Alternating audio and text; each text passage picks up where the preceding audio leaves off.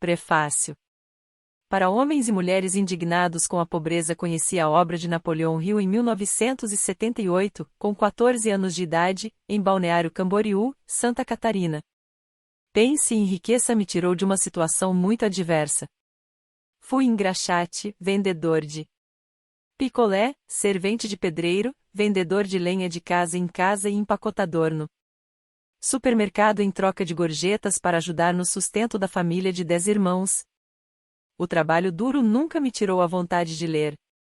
Para minha sorte, havia um exemplar deste livro na pequena biblioteca pública a poucas quadras de onde eu morava. E nele aprendi algo memorável: eu não era pobre, apenas não tinha dinheiro naquele momento. Na capa da primeira edição estava escrito em letras pequenas acima do título: para homens e mulheres indignados com a pobreza. Rebelei-me e decidi que não permaneceria mais muito tempo subordinado à situação difícil em que me encontrava. Com a mentoria do livro de Napoleão Hill, estruturei um caminho passo a passo, um planejamento minucioso que com o passar dos anos me levou a uma condição muito interessante e me possibilitou conhecer muitos países, ter encontros com reis e rainhas, como os soberanos da Holanda, e com presidentes de nosso país. Tive a honra de participar de eventos na sede da ONU em Nova York como ouvidor convidado, ministrar aulas como professor convidado da Universidade da Califórnia, além de me tornar conselheiro mundial da Fundação Napoleão Hill. Todas as realizações me foram possíveis porque fiz um planejamento estruturado para construir uma vida de prosperidade baseado na obra de Hill. Sempre haverá abundância de capital para aqueles que ousam criar planos práticos para usar estes recursos. É isto que este livro nos ensina. O texto que você vai ler é o resultado de praticamente 30 anos de pesquisa de Napoleão Hill e é de longe a mais respeitada e influente obra escrita sobre desenvolvimento pessoal. Ao concluir suas obras iniciais, Hill legou ao mundo mais um evangelho. Quando começou a fazer a sua pregação, entendeu que o destino e as circunstâncias exteriores não estavam mais no comando, pois o homem que toma a resolução de vencer será possuidor do talento de transformar sonhos em realidade e converter pensamentos em realizações. Este livro já foi testado pelos mais severos dos inquiridores, o tempo. Pois só alcança o futuro aquilo que tem fundamento. Foi testado também pelos cerca de 70 milhões de leitores que compraram desde o lançamento em 1937. Às vezes, aqui e ali, surge a questão: afinal de contas, quando é que um livro é bom? Não tenho medo de responder: um livro é bom quando conseguimos aplicar as ideias contidas nele e ver bons resultados aparecerem em nossa vida. Para o melhor aproveitamento das leituras, eu e toda a equipe do treinamento Mastermind temos um método de 3 pontos que chamamos de LGD: ler, grifar e definir. Esse método me ajudou muito a aproveitar melhor cada um dos mais de 1000 livros que li em 40 anos de estudo. Funciona assim. Primeiro, leia atentamente, com olhos de pesquisador, porque dentro deste livro há um segredo. Segundo, grife as ideias que pareçam as mais importantes para a sua vida nesse momento. Terceiro, defina. No final do livro, faça um resumo dos principais pontos, definindo um plano de ação para aplicação. Este livro já provou que é bom. A questão é: o que ele pode fazer por você? Fique atento. Aquilo que você não sabe, você não enxerga. Leia este livro como se o autor estivesse falando com você.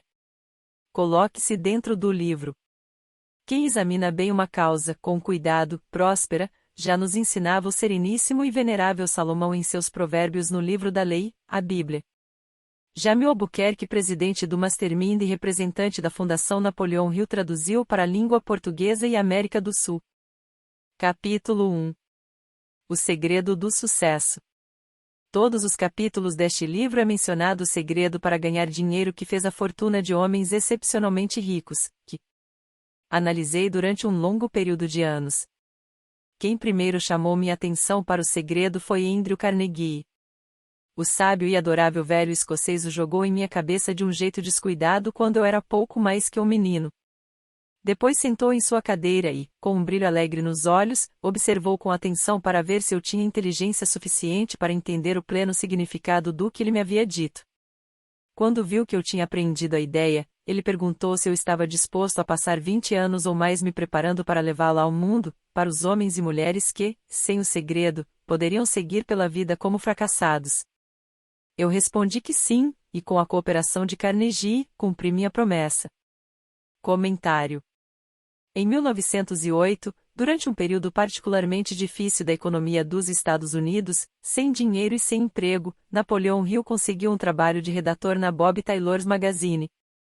Ele foi contratado para escrever as histórias de sucesso de homens famosos. Embora o trabalho não pagasse muito, ofereceu a Hill a oportunidade de conhecer os gigantes da indústria e do comércio e traçar seus perfis. O primeiro deles foi o criador da indústria do aço nos Estados Unidos, o multimilionário Andrew Carnegie, que se tornaria mentor de Hill. Carnegie ficou tão impressionado com a mente perceptiva de Hill que, depois da entrevista de 3 horas, o convidou para passar o fim de semana em sua propriedade para que pudessem continuar a discussão. Durante os 2 dias seguintes, Carnegie disse a Hill que acreditava que qualquer pessoa podia alcançar a grandeza se entendesse a filosofia do sucesso e os passos necessários para alcançá-lo. É uma pena, disse ele, que cada nova geração deva encontrar o caminho para o sucesso por tentativa e erro, quando os princípios são realmente bem definidos. Carnegie explicou sua teoria de que esse conhecimento podia ser adquirido entrevistando aqueles que haviam alcançado grandeza e depois compilando as informações e a pesquisa em um conjunto compreensível de princípios. Ele acreditava que seriam necessários pelo menos 20 anos e que o resultado seria a primeira filosofia de realização individual do mundo. Ele propôs o desafio a Hill e se dispôs a fazer as apresentações e pagar as despesas de viagens. Hill levou 29 segundos para aceitar a proposta de Carnegie. Mais tarde, Carnegie disse a ele que, se tivesse demorado mais de 60 segundos para tomar a decisão, ele teria retirado a proposta porque, se um homem não consegue tomar uma decisão prontamente uma vez de posse de todos os fatos necessários, não se pode esperar que cumpra qualquer decisão que tomar. Foi graças à dedicação inabalável de Hill que este livro foi escrito um dia. Para ter informações detalhadas sobre a vida de Hill, leia ou ouça o audiolivro de A Lifetime of Riches. The Biography of Napoleon Hill, de Michael J. Hitt Jr. e Kirk Landers. Michael Hitt trabalhou como assistente de Hill por 10 anos e foi o primeiro funcionário da Fundação Napoleon Hill, onde atuou como diretor executivo, secretário e tesoureiro. O material neste livro provém de seu conhecimento pessoal sobre Hill e da biografia não publicada de Hill. Este livro contém o segredo de Carnegie, um segredo testado por milhares, agora milhões de pessoas, de quase todas as condições de vida. Foi ideia de Carnegie que a fórmula mágica que deu a ele estupenda fortuna fosse colocada ao alcance de pessoas que não têm tempo para investigar como outros ganharam dinheiro. A esperança dele era que eu testasse e demonstrasse a solidez da fórmula por intermédio da experiência de homens e mulheres de todas as vocações. Ele acreditava que a fórmula devia ser ensinada em todas as escolas públicas e faculdades. Dizia que, se fosse ensinada de maneira apropriada, revolucionaria todo o sistema educacional, e o tempo passado na escola poderia ser reduzido a menos da metade. No capítulo 4, sobre fé, você vai ler a surpreendente história da organização da gigante United States Steel Corporation. Ela foi concebida e realizada por um dos jovens por intermédio dos quais Carnegie provou que sua fórmula funciona para todos que estão preparados para ela. Essa única aplicação do segredo por Charles M. Schwab rendeu a ele uma imensa fortuna em dinheiro e oportunidade. Em uma estimativa rápida, essa aplicação particular da fórmula rendeu 600 milhões de dólares. Esses fatos dão uma boa ideia do que ler este livro pode trazer a você, desde que saiba o que quer. Comentário. De acordo com um método de cálculo que considera apenas a inflação, seriam necessários aproximadamente 20 dólares em 2001 para comprar o que $1 compraria em 1901. Porém, encontrar o valor equivalente a 600 milhões de dólares não é tão simples quanto multiplicar essa quantia pelo aumento do custo de vida. Embora haja outros fatores e variáveis para calcular o poder de compra, mesmo em estimativas conservadoras, os 600 milhões de dólares se traduziriam em, no mínimo, 12 bilhões de dólares no começo do século XXI. O segredo foi passado a milhares de homens e mulheres que o usaram em benefício próprio. Alguns fizeram fortuna com ele. Outros utilizaram com sucesso para criar harmonia em casa. Um clérigo usou o segredo com tanta eficiência que assegurou um rendimento de mais de $75.000 ao ano, aproximadamente $1,5 milhão em termos contemporâneos. Arthur Nash, um alfaiate de Cincinnati, usou seu negócio à beira da falência como cobaia para testar a fórmula. O negócio ganhou vida e rendeu uma fortuna para os proprietários. O experimento foi tão singular que jornais e revistas deram o equivalente a milhões de dólares em publicidade. O segredo foi passado para Stuart Austin Vier, de Dallas, Texas. Ele estava pronto para isso, tão pronto que desistiu de sua profissão e estudou direito. Teve sucesso? Você vai ler a resposta no capítulo 6, Conhecimento Especializado. Enquanto era gerente de propaganda da Universidade de Extensão La Salle, tive o privilégio de ver J. G. Chaplin, presidente da universidade, usar a fórmula com tanta eficiência que fez da La Salle uma das grandes escolas de extensão do país. O segredo é mencionado não menos que uma centena de vezes ao longo deste livro. Não foi diretamente nomeado, porque parece funcionar melhor quando é só deixado à vista, onde aqueles que estão prontos e procurando por ele podem pegá-lo. Por isso, Andrew Carnegie o transmitiu a mim sem dar seu nome específico. Se você estiver pronto para colocá-lo em uso, vai reconhecer esse segredo ao menos uma vez em cada capítulo, mas não vai encontrar uma explicação de como saber se está pronto. Isso o privaria de boa parte do benefício que se tem ao fazer a descoberta sozinho. Se você já ficou desanimado, se teve dificuldades que lhe roubaram a própria alma, se tentou e fracassou e já foi prejudicado por doença ou aflição física, a história de meu filho sobre a descoberta e o uso da fórmula de Carnegie pode ser o oásis que você esteve procurando no deserto da esperança perdida. Esse segredo foi usado extensivamente pelo presidente Woodrow Wilson durante a Primeira Guerra Mundial e pelo presidente Roosevelt durante a Segunda Guerra Mundial. Foi transmitido a cada soldado no treinamento que antecedia a ida para o fronte.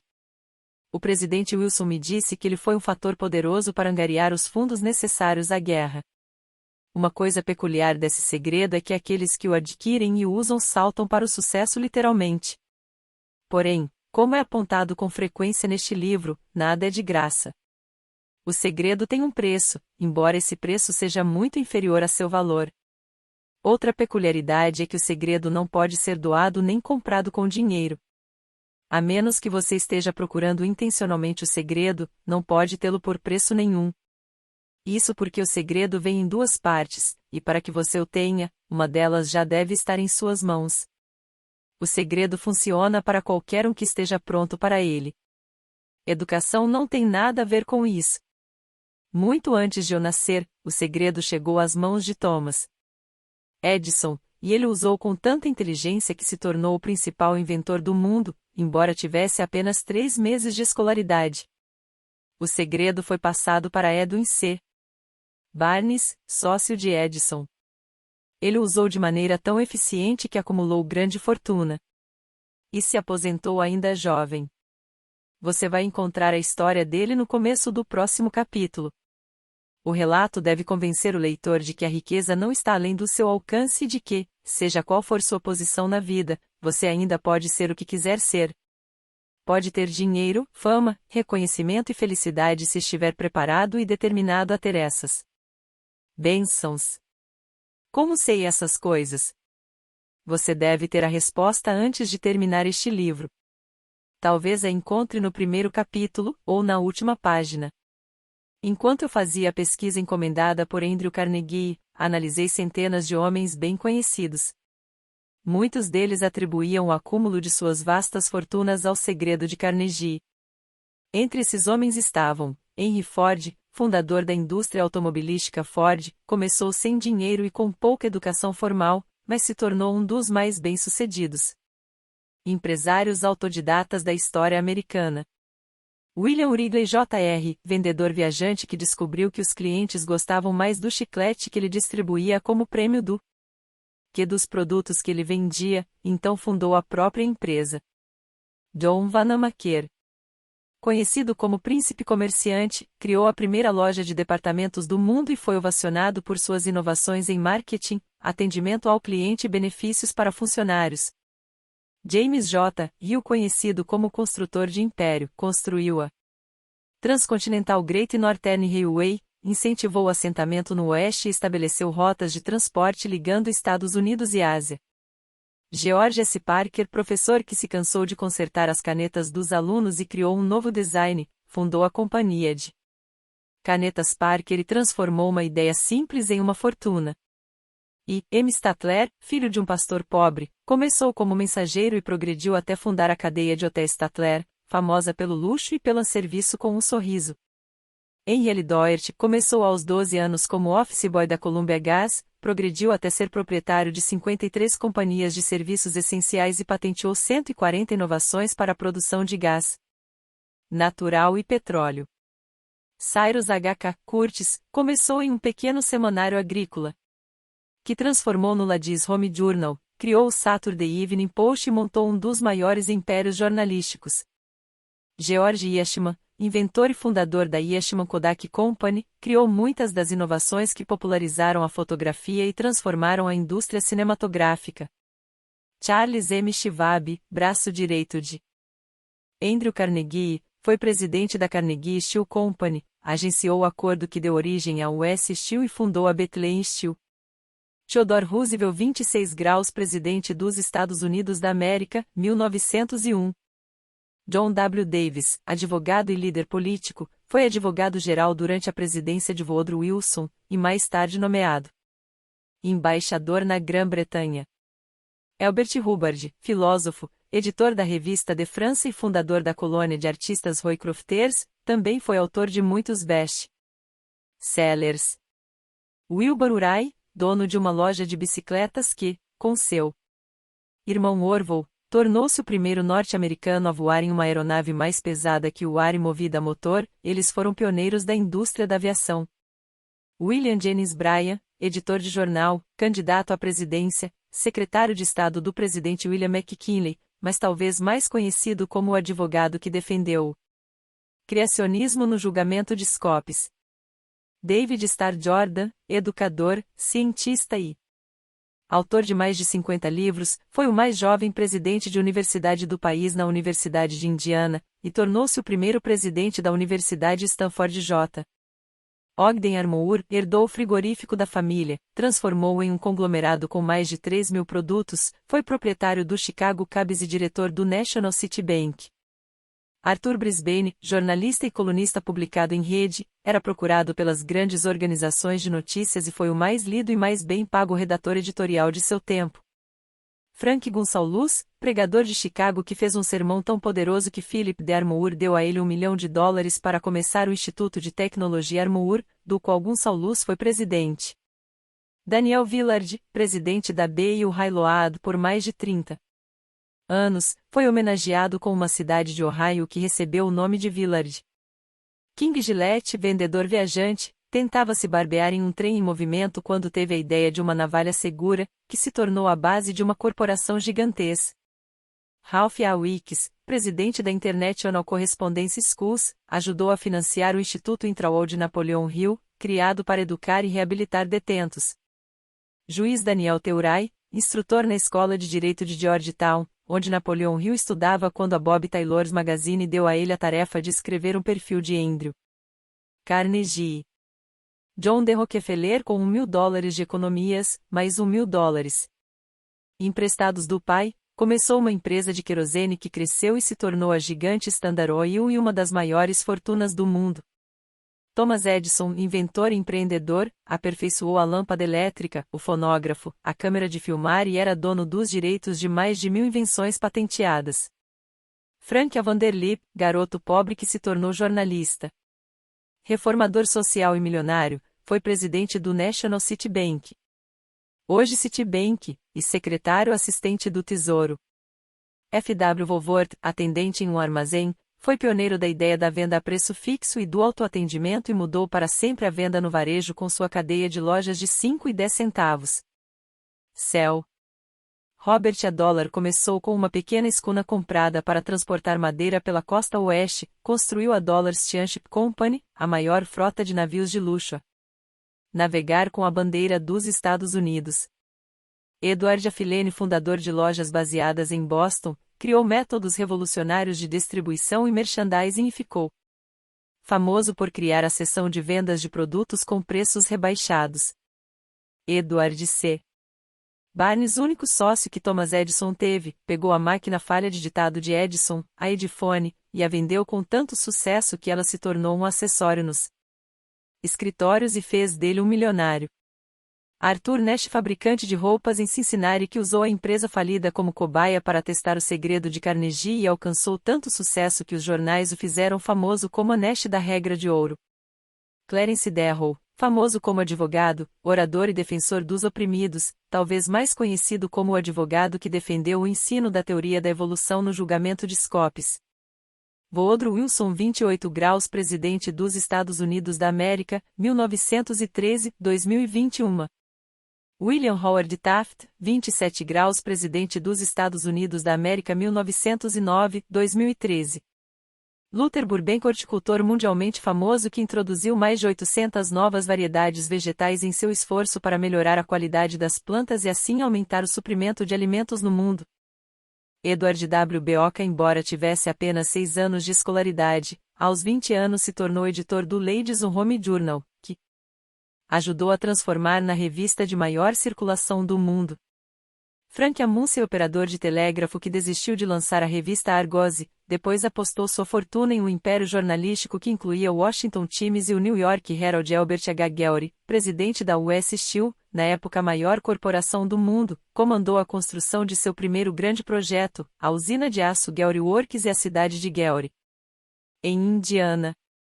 Alexander Graham Bell, mais conhecido como inventor do telefone, também aperfeiçoou aparelhos de gravação, promoveu avanços em aeronaves e foi cofundador da National Geographic Society.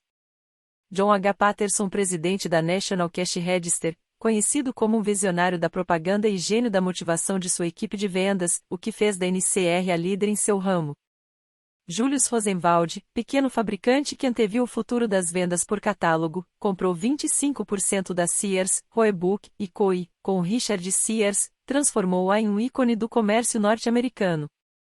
Stuart Austin Vieira, engenheiro civil que Hill conheceu nos campos de petróleo do Texas e que, inspirado pelo segredo de Carnegie, foi estudar direito depois dos 40 anos e também se envolveu na publicação da Napoleon Hills Magazine.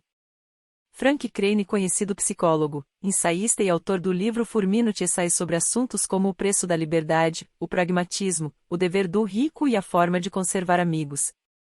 J. G. Chaplin, presidente da Universidade de Extensão La Salle na época em que Napoleon Hill trabalhava no departamento de propaganda e vendas da universidade, onde Hill percebeu pela primeira vez seu talento para motivar pessoas. Jennings Randolph, executivo de companhia aérea, congressista, depois senador pela Virgínia Ocidental, foi grande admirador de Napoleon Hill e que incentivou Hill a atuar como conselheiro do presidente Franklin Delano Roosevelt. Esses nomes representam uma pequena fração dos norte-americanos famosos cujas realizações financeiras e de outras naturezas provam que aqueles que entendem e usam o segredo de Carnegie alcançam elevadas posições na vida. Comentário. Como diz Napoleon Hill, a lista anterior inclui só alguns dos mais de 500 multimilionários e indivíduos extraordinariamente bem-sucedidos que ele entrevistou antes de escrever este livro. Não inclui a lista igualmente impressionante de pessoas que entraram em contato com ele depois da publicação, nem inclui o nome daqueles que não tiveram a oportunidade de conhecer Napoleon Hill pessoalmente, mas atribuem seu sucesso à leitura deste livro. Dizem que com esta obra Napoleon Hill fez mais milionários que qualquer outra pessoa na história. Também é possível dizer que Napoleon Hill inspirou mais especialistas em motivação que qualquer outro homem na história. É praticamente impossível encontrar um orador motivacional que não tenha bebido do trabalho de Hill. Sua influência pode ser vista nas obras de seus primeiros colegas, Dale Carnegie e Norman Vincent Peale. Mais tarde, autores e oradores de sucesso como W. Clement Stone, Og Mandino e Aaron Gingali trabalharam diretamente com Napoleon Hill ou com a Fundação Napoleon Hill. Ecos dos princípios de Hill também podem ser encontrados nos livros de indivíduos tão distintos quanto William Famous Amos, Mary Kay Ash, Ken Blanchard, Adelaide Bry, Jack Canfield e Mark Victor Hansa, autores de Chicken Soup for the Soul, Debbie Fields, Shakti Gawain, John Gray, Susan Jeffers, Bruce Jenner, Charlie Tremendous Jones, Tommy Lasorda, Art Linkletter, John Lunden, Maxwell Maltz, James Redfield, Bernie Siegel, José Silva, Brian Tracy, Lillian Vernon e Dennis Whiteley. Stephen Covey, autor de Os 7 Hábitos das Pessoas Altamente Eficazes, tem falado frequentemente sobre a influência de Napoleão Hill. Anthony Robbins, indiscutivelmente o mais bem-sucedido autor e orador motivacional do começo do século XXI, reconheceu Napoleão Hill como um herói pessoal. Jamais conheci alguém que tenha sido inspirado a usar o segredo de Carnegie e não tenha alcançado sucesso notável. Por outro lado, nunca conheci ninguém que tenha se distinguido ou acumulado riqueza de alguma importância sem ter se apoderado do segredo. A partir desses dois fatos, cheguei à conclusão de que o segredo é mais importante para a autodeterminação que qualquer coisa que você receba por intermédio do que é popularmente conhecido como a educação. Em algum lugar, durante a leitura, o segredo vai saltar da página e se colocar atrevido na sua frente, se você estiver preparado para ele. Quando ele aparecer, você vai reconhecê-lo. Não importa se o sinal aparece no primeiro ou no último capítulo, pare por um momento quando ele se apresentar e anote a hora e o lugar. Você vai querer lembrar, porque esse momento vai marcar o ponto de transformação mais importante de sua vida. Lembre-se também, enquanto lê o livro, de que ele lida com fatos, não com ficção. O objetivo é transmitir uma grande verdade universal pela qual você, se estiver pronto, pode aprender o que fazer e como fazer. Você também vai receber o estímulo necessário para começar. Como uma palavra final de preparação, posso dar uma rápida sugestão que pode servir de dica sobre como o segredo de Carnegie pode ser reconhecido? É o seguinte: a realização e todas as riquezas conquistadas tiveram seu princípio em uma ideia. Se você está pronto para o segredo, já tem metade dele. Portanto, vai reconhecer a outra metade no momento em que ela aparecer. Comentário. Diferentemente de boa parte da literatura motivacional e de negócios disponível, a intenção deste livro não é fazer o leitor pular de capítulo em capítulo, captando um conceito aqui, e uma ideia e para resolver o problema do momento. Este livro é escrito como um todo cuidadosamente integrado, para ser lido inteiro, do começo ao fim. Conceitos introduzidos em um capítulo recorrem a outros, onde seu significado e sua importância se baseiam na ideia de o leitor já ter assimilado o conhecimento anterior. Os capítulos são projetados para se basear uns nos outros, de forma que cada palavra tem que ser lida, cada ideia tem que ser considerada e cada conceito tem que ser compreendido e absorvido. Quem pensa enriquece é chamado frequentemente de primeira filosofia de realização pessoal, e uma filosofia é mais que uma coleção de soluções para problemas nos negócios. Uma filosofia é um sistema de princípios que guiam seus pensamentos e ações e fornecem um código de ética e um padrão de valores. Este livro não vai apenas mudar o que você pensa, mas vai mudar literalmente o seu jeito de pensar. Durante a preparação desta nova edição atualizada, cada aspecto foi analisado para garantir sua relevância para o atual clima empresarial. Nos casos em que o material pudesse ser considerado datado ou em desacordo com as práticas contemporâneas, o texto original foi atualizado ou ampliado com material novo e relevante. Uma característica da edição original é que em todos os capítulos Napoleão Hill cita exemplos da vida real com base no conhecimento pessoal dos mais bem-sucedidos multimilionários que enriqueceram com esforço próprio nos Estados Unidos. Nesta edição, cada história de Hill foi preservada, e os editores acrescentaram exemplos contemporâneos e paralelos modernos que demonstram claramente que os princípios de Hill são atuais até hoje e ainda orientam aqueles que alcançaram o sucesso. Além de exemplos contemporâneos, nos casos em que os editores sentiram que seria interessante para o leitor, foram incluídas anotações que fornecem informação relevante sobre acontecimentos mais recentes. Onde era viável, também foram sugeridos livros e outros materiais que complementam vários aspectos da filosofia de Napoleão Hill. De um ponto de vista mais técnico, os editores abordaram o texto escrito como teriam feito com o de um autor vivo.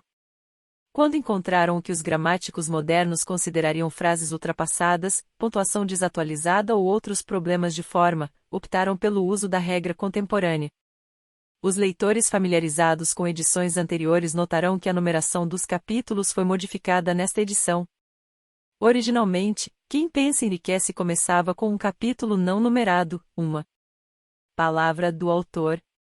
Nesta edição, esse texto aparece como capítulo 1 e foi renomeado para o Segredo do Sucesso. Os capítulos seguintes foram renumerados sequencialmente. Continuam em sua ordem original. O capítulo antes chamado de Mistério da Transmutação do Sexo foi rebatizado como Sexualidade, Carisma e Criatividade, e o texto foi reestruturado e anotado para refletir o papel das mulheres na sociedade contemporânea. Todos os comentários editoriais são claramente destacados com fonte diferente do texto original.